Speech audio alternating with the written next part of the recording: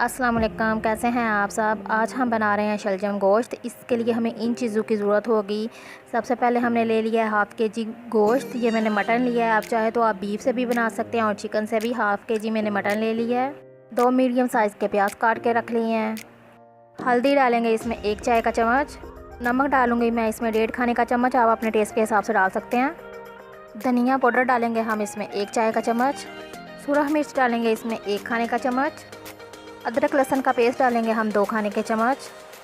कुटी हुई सुरख मिर्च डालेंगे हम 1 चाय का चम्मच।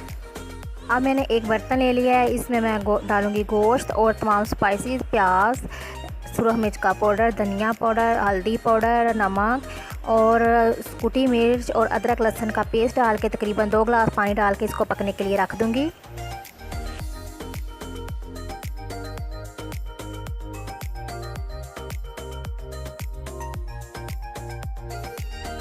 चालीस मिनट में गोश्त बहुत अच्छी तरह गल चुका है और इसका पानी भी काफ़ी हद तक ड्राई हो चुका है।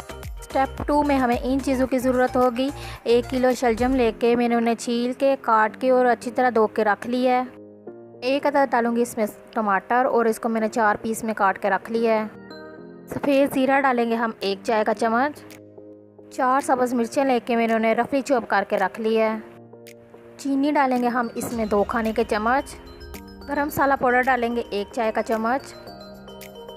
सब्ज़ धनिया डालेंगे हम 2 खाने के चम्मच। गोश्त का पानी चूँकि ड्राई हो चुका है, अब सबसे पहले हम इसमें टमाटर डाल देंगे और इसको मिक्स करने के बाद इसको मैं मज़ीद 2 से 3 मिनट के लिए दम पे रख दूँगी ताकि टमाटर जो है वो इसमें सॉफ्ट हो जाएगा। फिर हम गोश्त को अच्छी तरह भून लेंगे। गोश्त का पानी ड्राई हो चुका है, अब हम इसमें ऑयल डाल के इसको अच्छी तरह भून लेंगे। 1 कप ऑयल डाल दूँगी। सफ़ेद ज़ीरा डाल दूँगी। सब्ज़ मिर्चें डाल दूँगी, कुछ मैं रख लूँगी और आधी मैं इसमें डाल दूँगी और इसको बहुत अच्छी तरह हम भून लेंगे।